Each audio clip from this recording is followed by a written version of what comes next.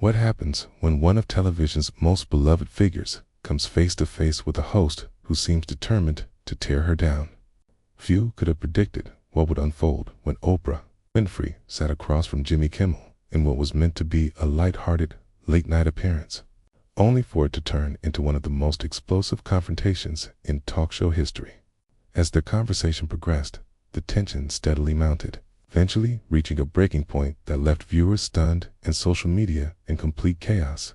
Before diving into this remarkable story, audiences were urged to subscribe and leave a comment, because what followed was almost unbelievable. America's most trusted voice meeting a host who appeared to have an agenda from the moment she stepped onto his stage. From the instant Oprah Winfrey entered the Jimmy Kimmel live studio, the atmosphere felt off.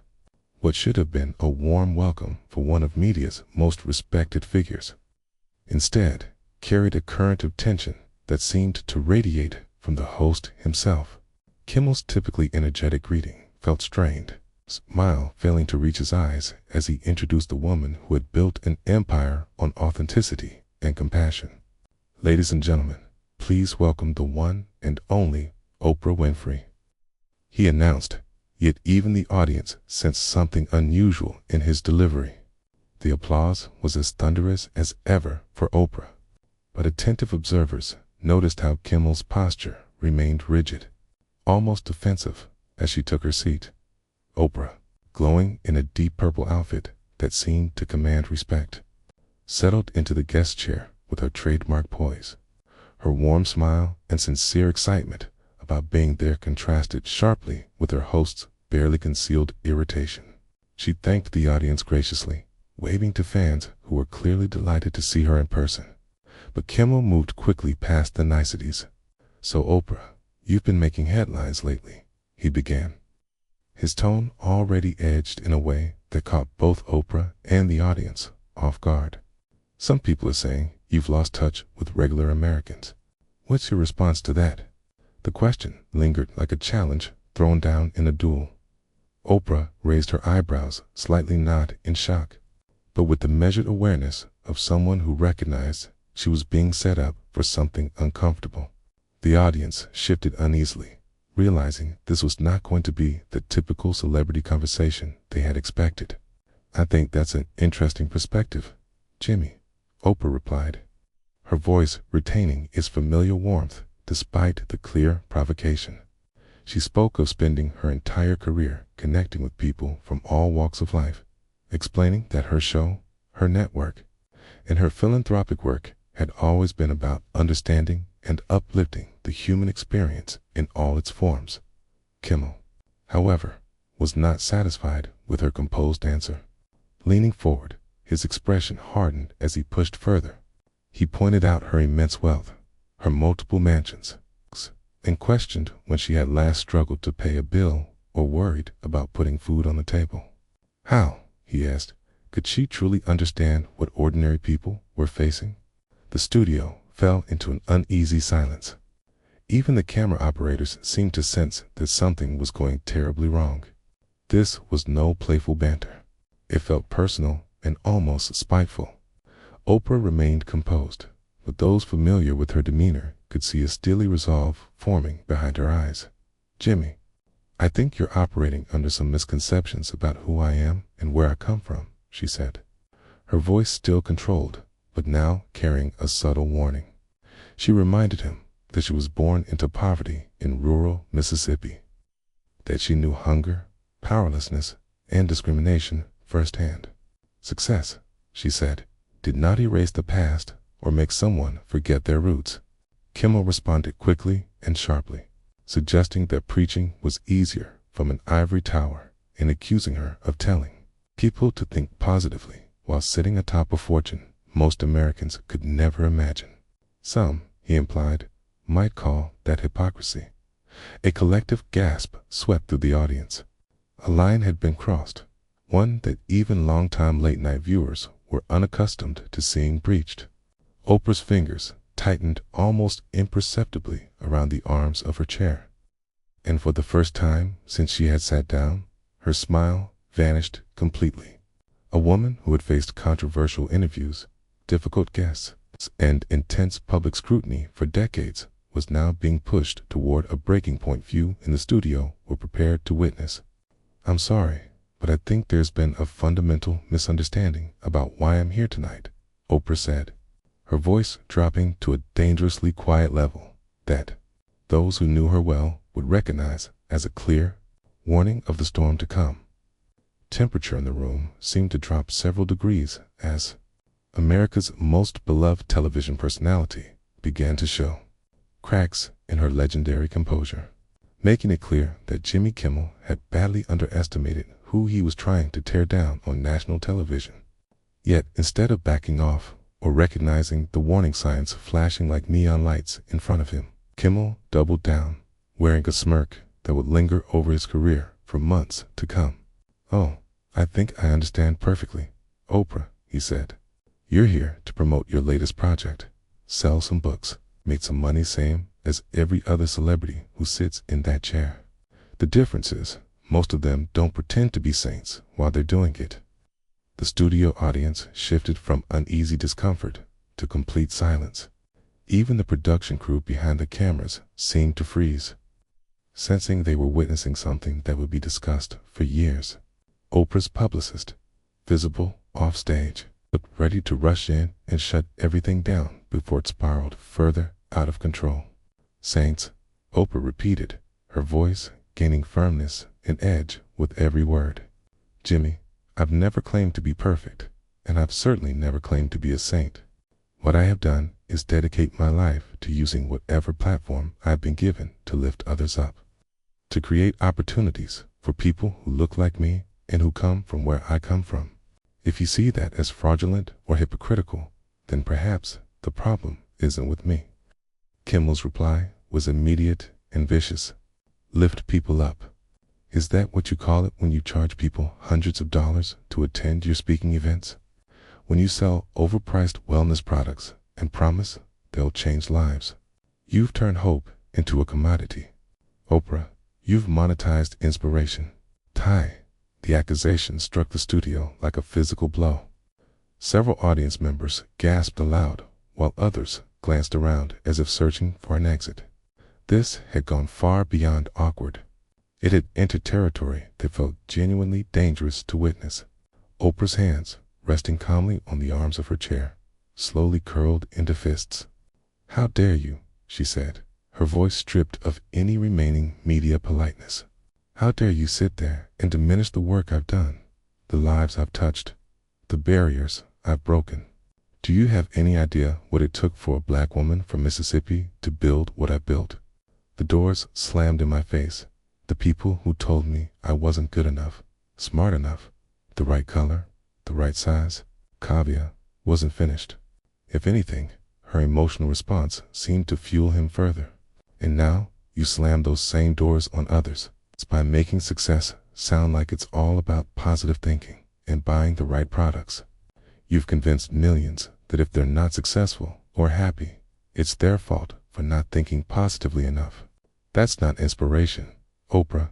That's manipulation." The confrontation reached a critical point that everyone in the studio could feel building toward an explosion. Oprah rose slightly from her chair, her composure finally cracking in a way no one had ever seen on national television.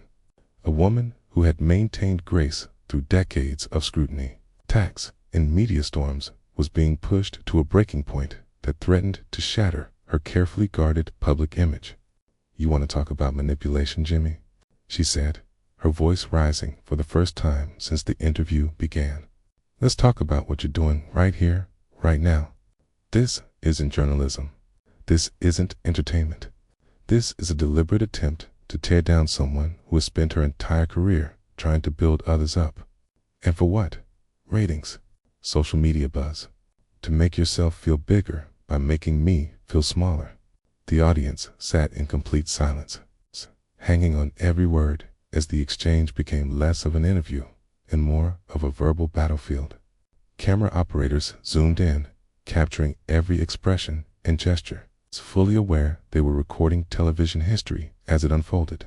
In the control room, producers frantically debated cutting to commercial, but the sheer wreckage of what they were witnessing made it impossible to look away.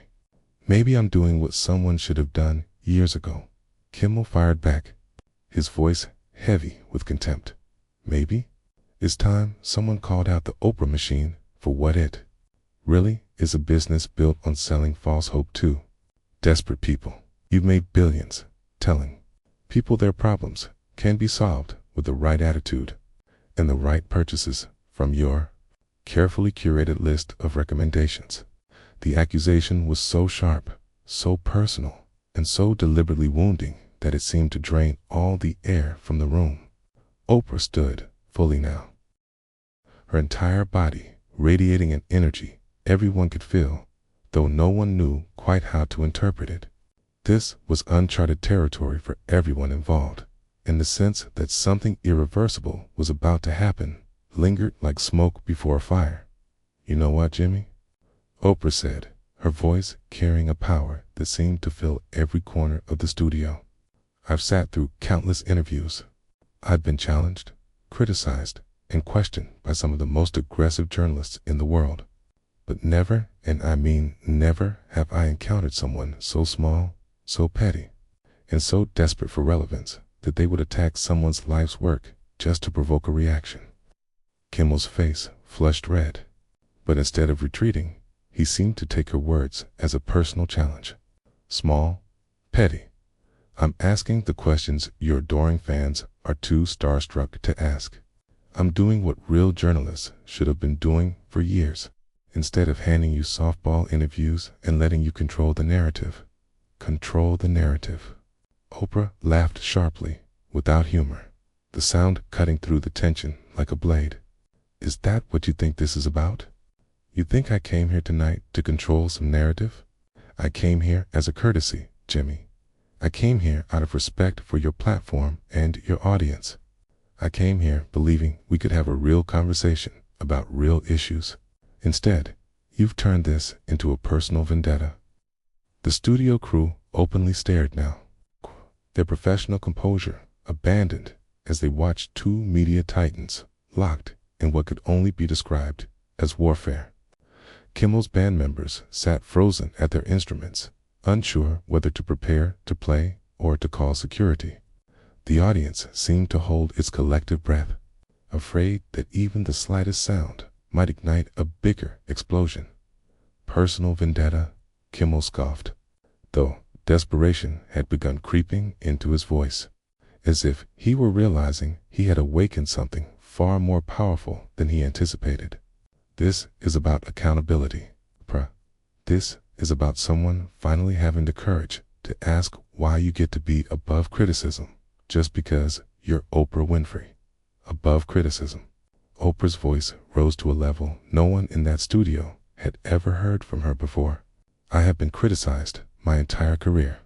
I've been called too emotional, too loud, too black, too fat, too successful, too everything. My personal life has been dissected, my business decisions questioned, my motives analyzed by people who don't know the first thing about who I am or what I've lived through. But do you know the difference between real criticism and what you're doing right now?" She stepped closer to his desk, her presence seeming to tower over him despite their positions.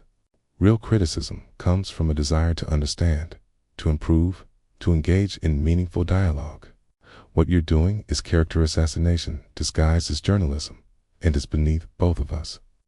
Sensing he was losing control, Kimmel made one final cutting attempt to reclaim the upper hand. "Maybe the real problem is that you can't handle being treated like everyone else, instead of being worshipped like some media goddess. Maybe, for once in your pampered, privileged life, you're being forced to answer tough questions instead of being surrounded by yes-men and sycophants." The words landed with surgical precision. Something shifted in Oprah's expression, transforming from anger into something far more dangerous, complete in utter disgust. The studio fell into a silence so deep that the hum of the air conditioning became audible. Even the camera operators seemed to hold their breath, knowing they were capturing a moment that would define both of their careers in very different ways. "Pampered," Oprah said, her voice barely above a whisper. yet more commanding than when she had been shouting. Privileged? Let me tell you about privilege, Jimmy. Privilege is being able to sit behind that desk night after night and tear people down without consequence. Privilege is being able to attack someone's character, their life's work, their very essence, and call it entertainment. Privilege is never having to worry that every mistake you make, every word you say, every decision you take will be treated as a reflection of your entire race, your entire gender, your entire community. She began gathering her belongings, her movements deliberate and final. I have spent 40 years in this industry earning respect through hard work, integrity, and a genuine commitment to improving people's lives. I do not need to sit here and allow someone who has never walked in my shoes, never faced my challenges, never carried my responsibilities, to reduce everything I've achieved to some kind of con. Realizing his guest was preparing to leave, Kimmel made one last desperate attempt to assert control. So that's it. You're just going to run away when things get a little tough. I thought the great Oprah Winfrey was stronger than that. The jab proved to be his final mistake. Oprah turned back toward him with an expression that would flood social media in the hours that followed. Challenging. Jimmy, you have no idea what challenging looks like. This isn't challenging. This is pathetic. And I refuse to be part of whatever sick form of entertainment you think you're creating at my expense. With those words, something fundamental shifted in the studio. The audience, who had been silent witnesses to an unprecedented collapse of television decorum, began murmuring among themselves. Some reached for their phones. Others glanced toward the exits, and a few even started applauding Oprah's defiance. The power dynamic Kimmel had tried so desperately to control was now entirely in her hands. You know what the real tragedy is here, Jimmy? Oprah continued, her voice carrying the weight of decades of experience and wisdom. You had the opportunity tonight to have a real conversation with someone who has genuinely tried to make a difference in this world. You could have asked about my schools in South Africa, a leadership academy, the thousands of young women whose lives have been transformed through education. You could have talked about the conversations we need to have about race, about inequality, about the real challenges facing our communities. She gestured toward the audience, her voice rising with passion. You could have used this platform to inspire, to educate, to bring people together. Instead, you chose to tear down, to divide, to manufacture conflict for ratings. And that says everything about who you are, and nothing about who I am. Clearly shaken by the complete loss of control over his own show, Kimmel made one final desperate attempt to regain the upper hand. Oh, spare me the sanctimonious speech, Oprah. You're not a saint. You're not a savior. You're just another celebrity who can't handle being called out on your. One word from Oprah cut through his tirade like a blade. The authority in her voice was so absolute, so final, that Kimmel stopped mid-sentence. Just stop. You've said enough. You've shown everyone exactly who you are tonight, and I think that's punishment enough. She turned to the studio audience, her voice softening without losing any of its strength. I want to apologize to those of you who came here tonight expecting something uplifting, something entertaining in the best sense of the word. You deserved better than this. You deserved a host who understands that with a great platform comes great responsibility. The audience erupted into spontaneous applause, many rising to their feet. The sound was deafening, leaving no doubt where their sympathies lay. Kimmel remained seated behind his desk, his face flushed with embarrassment and anger, clearly aware that speaking over the applause would only make matters worse. And to anyone watching at home, Oprah continued, raising her voice above the noise, remember that you do not have to accept disrespect disguised as entertainment. You do not have to support media that tears people down instead of lifting them up. You have the power to choose what you watch, what you support, and what kind of world you want to live in. With that, she turned away from Kimmel entirely, as if he no longer existed, and walked toward the edge of the stage. Her publicist and security met her there, all of them visibly relieved as she finally exited the toxic environment. The cameras followed her every step, capturing what would soon be remembered as one of the most iconic exits in television history. But Oprah was not quite finished. Just before reaching the stage exit, she turned back one last time, not toward Kimmel, but toward the audience and the cameras. "I've learned a lot of things in my 40 years in this business," she said, her voice carrying through the now silent studio. "I've learned that how you treat people when you have power says everything about your character. I've learned that real strength isn't about tearing others down, it's about lifting them up. And I've learned that sometimes the most powerful thing you can do is walk away from people who are determined to bring out the worst in themselves and everyone around them." The audience erupted again, this time into a standing ovation that seemed endless. People cheered and cried, many recording the moment on their phones. The energy in the room had completely transformed, shifting from the toxic atmosphere Kimmel had created into something closer to a revival, with Oprah standing as both preacher and redemption as she finally disappeared backstage. The cameras returned to Kimmel, who sat alone behind his desk, looking smaller than anyone had ever seen him. The show's producers scrambled to figure out how to salvage what remained of the broadcast, but the damage was already done. The audience continued applauding, still standing, clearly signaling where their support lay. Kimmel tried to address the crowd, attempting to reclaim some control over his own show, but his words were drowned out by the sustained applause. When he finally managed to call for a commercial break, his voice was barely audible. As the cameras cut away, viewers at home were left with the image of a host completely undone by his own arrogance and cruelty. Within hours, the confrontation was trending across every major social media platform, with respect for Oprah and declarations that Kimmel was finished dominating the conversation. Clips of Oprah's final speech amassed millions of views, as Kimmel faced widespread condemnation from celebrities, journalists, and everyday viewers. His ratings fell sharply in the weeks that followed, and several major advertisers withdrew their sponsorship. The incident became a defining moment in television history, a clear illustration of what happens when hubris meets genuine power, when pettiness confronts dignity, and when someone finally decides that enough is enough. Oprah Winfrey entered that studio as a guest and left as a legend, while behind her sat a host whose career would never fully recover from the night. He chose to challenge a force far greater than himself.